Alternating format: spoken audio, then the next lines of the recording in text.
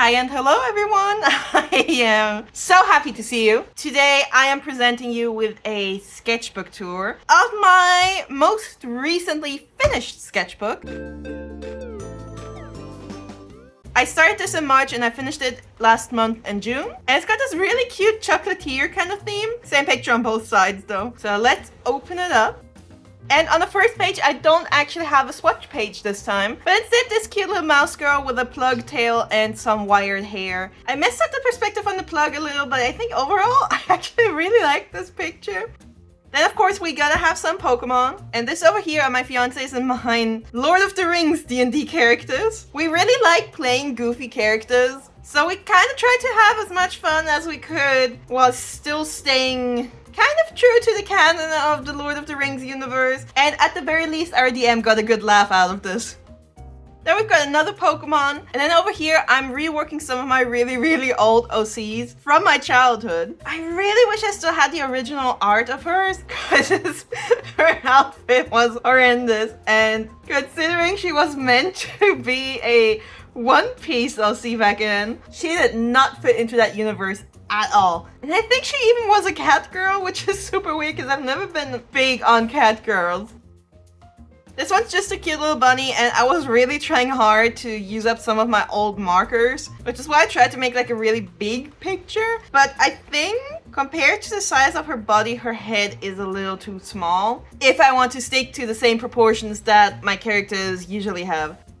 For this one, I remember having like a specific dolphin or whale or something in mind. But I remember when I finished this picture, I looked at her and was like, she looks so incredibly generic. I can't even tell that she's supposed to be a fish girl. But I do quite like her outfit, and I think the effect of keeping her white and only adding shading looks really cool.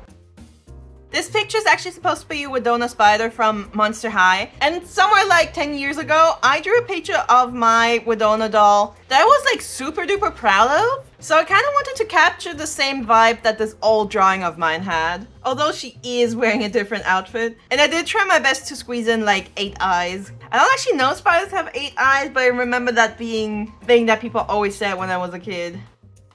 Haha, so this picture, she looks adorable, right? I love all the pastel pinks and the rainbow eyes. But see, the thing is, I made this character back in, I believe, 2004, maybe 2005, when I was 9 years old. And I was obsessed with Winx Club, right? But this isn't my Winx Club character. This was my 9-year-old's One Piece character, because the time where I was obsessed with Winx Club and Barbie Fairytopia also happened to overlap with the time that I got into anime and mangas by watching One Piece, which was my first big anime obsession. And since I redrew this other old One Piece OC, I thought it's time to redraw my oldest OC. And yes, of course, she is a multiverse OC that existed in like every show that I've ever watched for many years.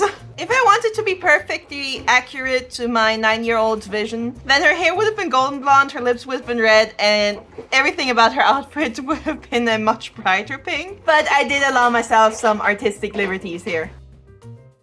I don't really like how this picture turned out, but I do kind of like the bear. However, I am in love with this one. Usually, I keep the eyes of my characters very simple, but I wanted to try out something a little more detailed. And I think it looks really good, especially in combination with like the sparkly diamond necklace part that she's wearing. But I just don't see myself turning this into the standard of how I color in eyes. And then down here we have a panda girl, because I realized it's been a while since I drew a panda girl. Maybe it's the color scheme, but she kind of looks to me like she would be a smith in a fantasy world. Now this one is also an attempt at redesigning one of my really old like childhood characters. She was a girl that was turned into like a horse hybrid, and now she's like super depressed. And that was the entirety of her backstory, which is just really sad. But I really wanted to give her a bit of an overhaul, just because I don't think she ever got one. And this one was my first attempt. But despite the hooves, I felt like she didn't look horse enough. But then also something about the hair and the color scheme just made her look like really 80s, 90s old school. And the whole point of redesigning her was also to modernize her, so I this just didn't really feel right to me. So I did a second attempt and I actually looked up some horse breeds and their patterns. And I did pick out a horse breed that I thought suited her. I think it was an American something, but don't quote me on that. I really should have written down what kind of breed she's supposed to be. I also feel like looking at the old picture, her bright blonde hair and the pink eyes felt very iconic, so to say, but it just created like too much contrast. So I tried to dull everything down a little, and especially since I kind of wanted to keep those like green acidic scars that she had. I think having too many other bright colors just made her design way too overwhelming. I gotta say though, I prefer the way I drew the scars on this character. This one is another redesign of an old character from pretty much the same time as my horse girl. She was just some fantasy creature where I tried to combine a whole bunch of different gimmicks. Also, looking at the snake, I would assume this was somewhere around the time where I started to get into Naruto. I tried to tone her down a lot and also making her overall design a little more cohesive. I tried to lean in a little more into the Chinese-ish inspired vibes with her outfit, which is kind of like an old school anime gimmick. And I think she looks really, really cute, but there's like nothing Chinese about her. So I did also consider giving her like a completely different outfit. But at the end of the day, I was never gonna do any more with this character. She was just a one-off character that I got kind of attached to. And even after redesigning her, I don't see me using her anywhere. So I just left it at that. Then of course we need some more randomized Pokemon because I absolutely love drawing Pokemon. These two pictures were just me playing around with colors a little. And well, this one's kind of cute. I think this looks so good. I think I used like 3 or 4 different shades of green and they look so good together. I especially love this lime green. I'm not a big fan of green, but I love lime green. It's also one of my favorite hair colors to have. And it looks so good in combination with the other greens.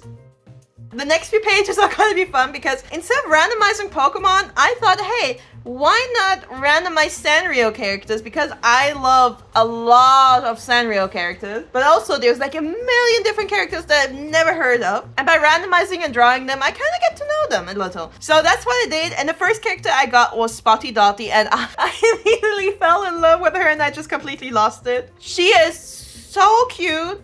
And she is so incredibly old school. It really tickles my childhood nostalgia.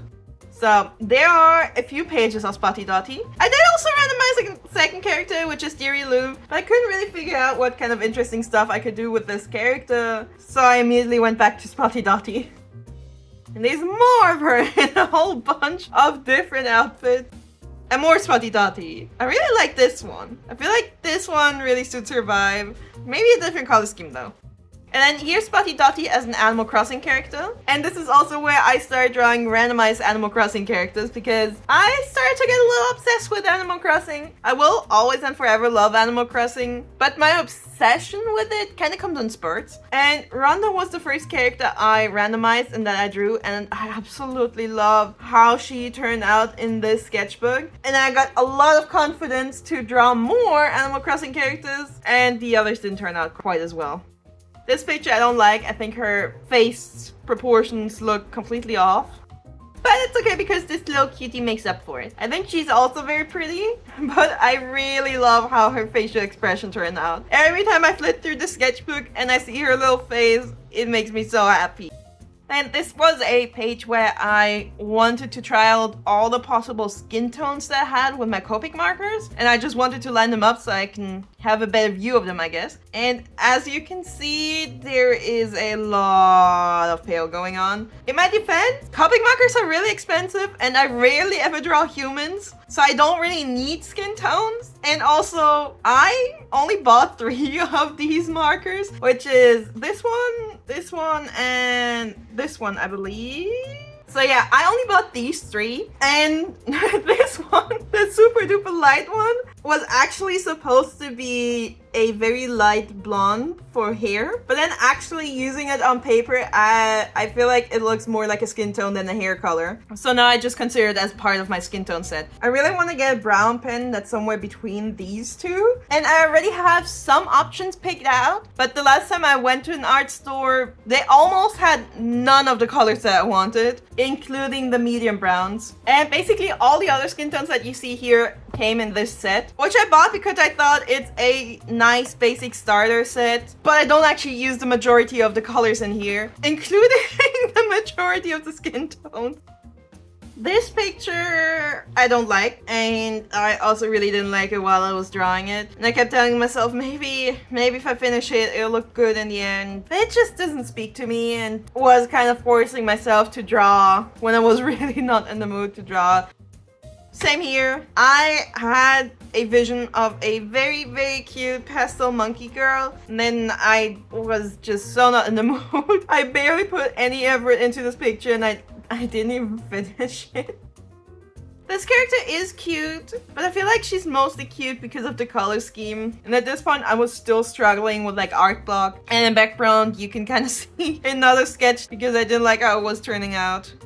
Then this one I made a video about. This was the first video I uploaded after I got my little puppy truffle. And this right here is said puppy. And over here I tried to draw some Anthro Little Pet Shop characters. But yeah, everything's just kind of a mess. And here we have the first picture that I drew after my art block finally subsided. I was in a good mood, I was nicely relaxed, and I had some time to just focus on drawing. And I made this cute little Frankenstein-y zombie girl. After I finished her, I also realized this is not how her hair would work. She had a scar that goes across her skull like this. So I just kind of made a canon that she wears wigs. And I think she's pretty cute either way. And my fiance insisted that she needed a Monster High style pet, which is also a slightly terrifying amalgamation of different animals.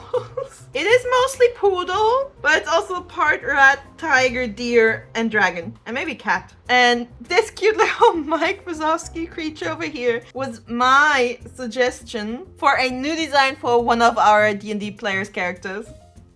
This one, this page as a whole, might actually be my favorite page in the sketchbook. It's just very random characters with very little thought put into them. But these girls turn out so incredibly cute. This girl down here, she's not actually transforming into a dragon. She's actually supposed to be half dragon, half human. Because again, at this point, I just recently got some new skin tones. So I did feel kind of the urge to draw more humans. But she already looked really cute. And then I drew this worm girl, who I wanted to be a little creepy, but she ended up being so cute. Despite her worm tail and her little vampire worm friend. But look at that face. Her face turned out so well. I'm so proud of myself. But like I said, she is a worm, and I realized that if I follow my typical rules of drawing animal, human, hybrid, anthro characters, a worm girl in my universe should not be having normal human skin.